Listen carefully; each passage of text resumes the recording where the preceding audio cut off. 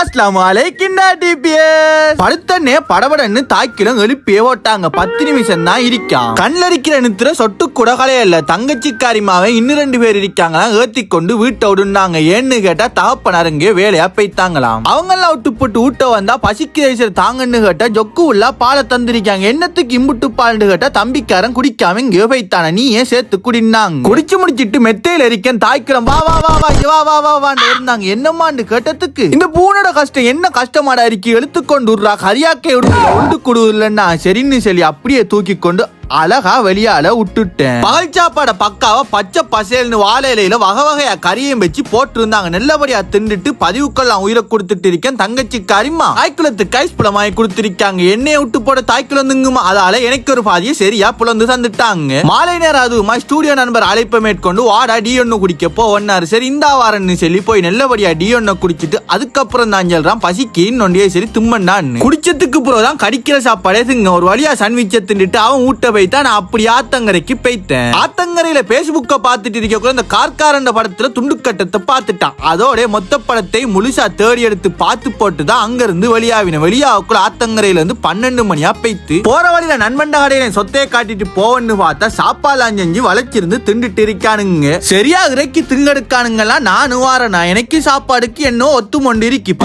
இருந்தேன் பரவாயில்லன்னு சொல்லி அவனுங்களோட வளைச்சிருந்து திண்டு போட்டு இந்திய முடிச்சிட்டு அடுத்த பார்க்கலாம்.